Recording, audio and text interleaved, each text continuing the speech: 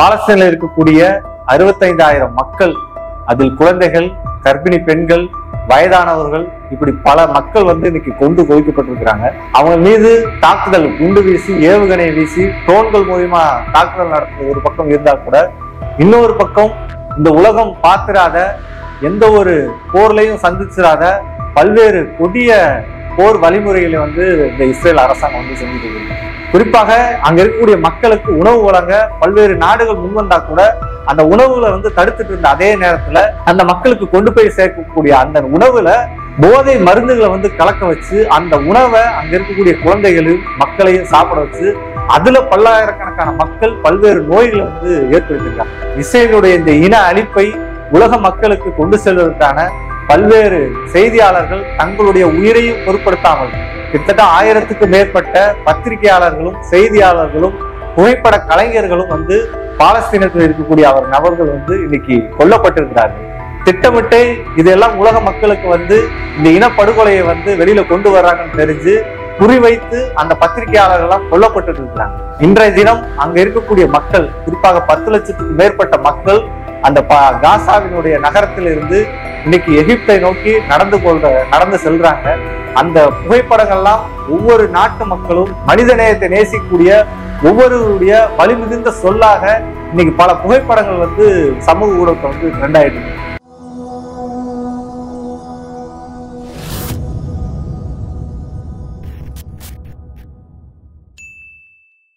இன்றைக்கு உலகம் முழுக்க இருக்கக்கூடிய உழைக்கும் மக்களாகட்டும், சமத்துவத்தை நேசிக்கக்கூடிய பல்வேறு மக்களும் தொடர்ந்து உச்சரிக்கக்கூடிய ஒரு வார்த்தை என்னவென்றால், ஃப்ரீ பாலஸ்தீன், இஸ்ரேல் அரசே போரை நிறுத்து அப்படின்ற முழக்கம் இன்றைக்கு உலகம் முழுவதும் ஒலித்துக் கொண்டிருக்கிறது. என்ன நடக்குது இன்னைக்கு இந்த இஸ்ரேல் பாலஸ்தீன போர்? கிட்டத்தட்ட 2 ஆண்டுகளாக இந்த போர் வந்து தொடர்ந்து நடந்து கொண்டிருக்கிறது. இந்த போரில் சுமார் இன்றைக்கு வரைக்கும் குறைந்தபட்சம் 65,000 பாலஸ்தீன மக்கள் வந்து இன்னைக்கு கொன்று குவிக்கப்பட்டிருக்கிறாங்க. இஸ்ரேலுடைய இந்த இனவெறி குறித்த நெத்தன்யாவின் அரசின் தலைமையின் கீழ் இயங்கக்கூடிய அந்த அரசு பாலஸ்தீன என்ற நாட்டின் மீதும் அங்க இருக்கக்கூடிய மக்களின் மீதும் ஒரு மிகப்பெரிய இன அழிப்பு போரை கடந்த இந்த 2 ஆண்டுகளாக நடத்தி கொண்டிருக்கிறாங்க.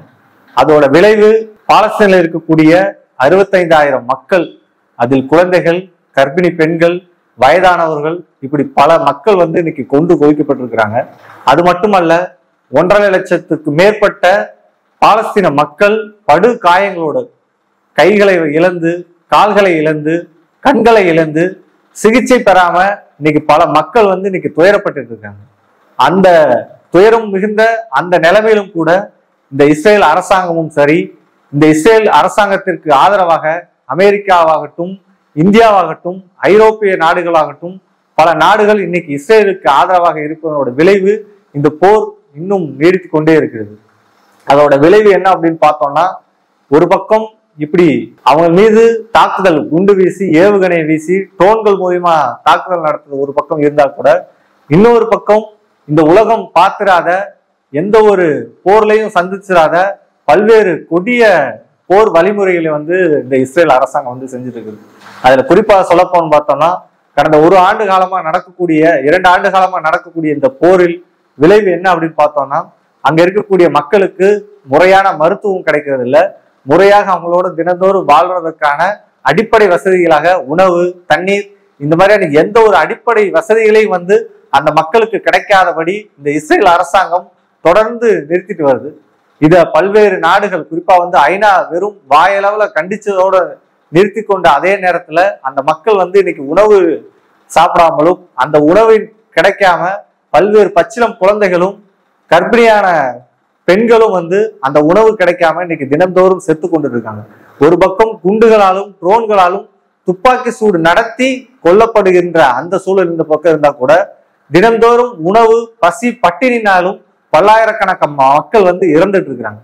இதையெல்லாம் உலக மக்களுக்கு வெளிப்படையா சொல்லக்கூடிய இன்னைக்கு ஆளுவர்க்கக்கூடிய ஊடகம் இதையெல்லாம் பொத்தி மூழ்கி அங்க இஸ்ரேல் பாலஸ்தீனுக்கு இடையில் நடக்கக்கூடிய இந்த போரை மக்களுக்காக கொண்டு செல்ல முடியாத அளவுக்கு இன்னைக்கு இந்த ஆளுவர்க்கத்துக்கு ஆதரவாக பல ஊடகங்கள் இருந்தா கூட, இந்த மக்களை நேசிக்கக்கூடிய, குறிப்பாக ஒரு மனிதாபம் நேயம் உண்ட பல்வேறு செய்தியாளர்களும் ஊடகவியலாளர்களும் அந்த இஸ்ரேலுடைய இந்த இன அழிப்பை உலக மக்களுக்கு கொண்டு செல்வதற்கான பல்வேறு செய்தியாளர்கள் தங்களுடைய உயிரையும் பொருட்படுத்தாமல் கிட்டத்தட்ட 1000க்கு மேற்பட்ட பத்திரிகையாளர்களும் செய்தியாளர்களும் புகைப்பட கலைஞர்களும் வந்து பாலஸ்தீனத்தில் இருக்கக்கூடிய அவர் நபர்கள் வந்து இன்னைக்கு கொல்லப்பட்டிருக்கிறார்கள்.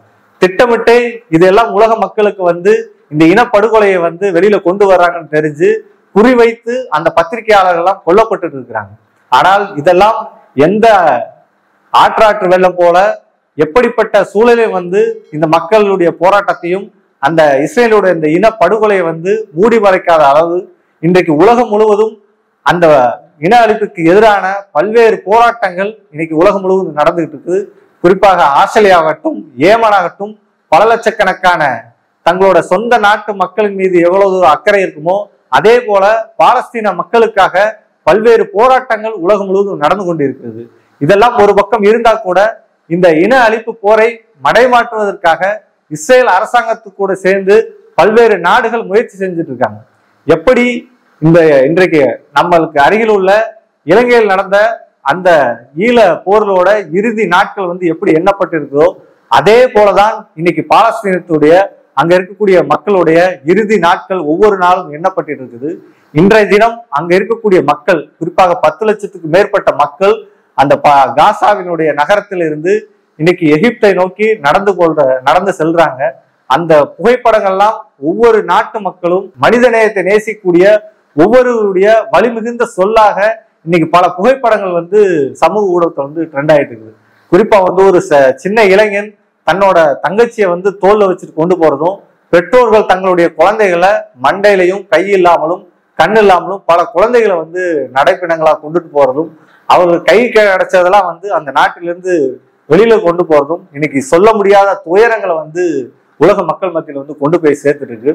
ஆனா இதுக்கு எதிராகவோ இல்லை இதை தடுத்து நிறுத்ததுக்காக பொறுப்பில் இருக்கக்கூடிய இன்னைக்கு ஆளு வர்க்கங்கள் இதையெல்லாம் எந்த போரின் அடிப்படையில் நாம் பேசுவது, இதுதான் விதிமுறை, போருக்கான விதிமுறைன்னு சொல்லி அவர்கள் எழுதி வைக்கப்பட்டுள்ள அந்த விதிமுறைகளே இன்னைக்கு வந்து மீறப்பட்டிருக்கு. மருத்துவமனையின் மீது குண்டு வீசக்கூடாது, பள்ளிகள் மீது குண்டு வீசக்கூடாது, மக்கள் அதிகமாக இருக்கக்கூடிய இடத்துல வந்து குண்டு வீசக்கூடாதுன்னு சொல்லக்கூடிய அந்த அடிப்படை நீதி கூட இன்னைக்கு மாறி மருத்துவமனைகள் மீதும் குழந்தைகள் மீதும் குறிவைத்து இன்னைக்கு சுடப்படுறாங்க. அவர்கள் மீது ட்ரோன் தாக்குதல் நடத்துறாங்க. அது மட்டுமல்ல, இந்த ஏகாதிபத்திய நிறுவனங்கட்டும் இந்த ஆளுவர்க்கும் தன்னுடைய நலனுக்காக எந்த அளவுக்கு கீழ்த்தரமான நடவடிக்கை செய்வாங்களோ அதற்கு பாலஸ்தீனில் நடந்த சம்பவங்கள் உண்டு. குறிப்பாக அங்க இருக்கக்கூடிய மக்களுக்கு உணவு வழங்க பல்வேறு நாடுகள் முன்வந்தா கூட அந்த உணவுகளை வந்து தடுத்துட்டு இருந்த அதே நேரத்துல அந்த மக்களுக்கு கொண்டு போய் சேர்க்கக்கூடிய அந்த உணவுல போதை மருந்துகளை வந்து கலக்க வச்சு அந்த உணவை அங்க இருக்கக்கூடிய குழந்தைகளையும் மக்களையும் சாப்பிட வச்சு அதுல பல்லாயிரக்கணக்கான மக்கள் பல்வேறு நோய்களை வந்து ஏற்படுத்தியிருக்காங்க.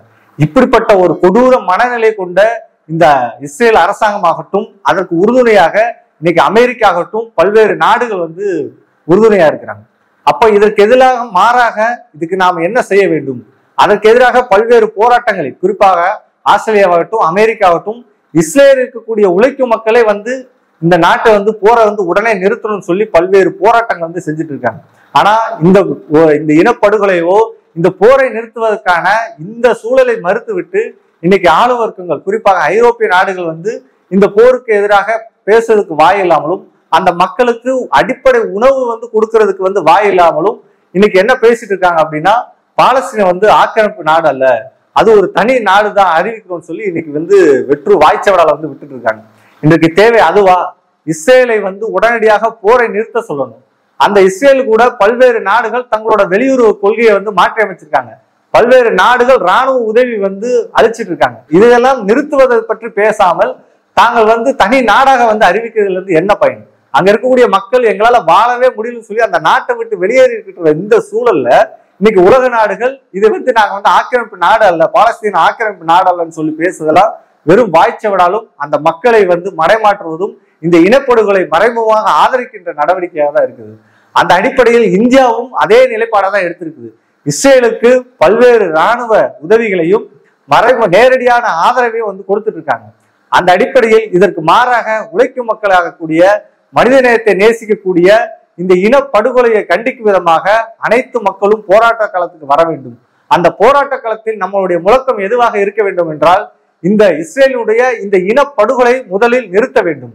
அதற்கு எதிராக இந்த இஸ்ரேலுடைய பல்வேறு வெளியுறவு கொள்கை, குறிப்பாக பொருளாதாரம், இராணுவம், இப்படிப்பட்ட கொள்கை முடிவுகளை மாற்றியமைக்க வேண்டும். இஸ்ரேலுக்கு எதிராக அனைத்து நாடுகளும் தங்களுடைய பொருளாதார இராணுவ ஒப்பந்தங்களை கைவிட்டு இந்த போரை நிறுத்துவதற்கான நெருக்கடியை கொடுக்க வேண்டும். மறுபுறம் பாலஸ்தீன தனி நாடாக இருந்தாலும் அவளுக்கான அடிப்படை தேவையெல்லாம் கிடைக்கணும்னா இந்த போரை நிறுத்துவதுதான் முதல் கடமையாக இருக்கும். அதை தான் உலக மக்களும் உணர்த்திக்கிட்டு இருக்காங்க. அந்த மாதிரியான போராட்டத்தை தான் மக்களும் செய்து கொண்டிருக்காங்க. ஃப்ரீ பாலஸ்தீன், இந்த இஸ்ரேல் போரை முதல் நிறுத்து. அந்த போரை நிறுத்துவதற்கு அனைத்து நாடுகளும், உழைக்கும் மக்களும், ஜனநாயக சக்திகளும் குரல் கொடுக்க வேண்டும்.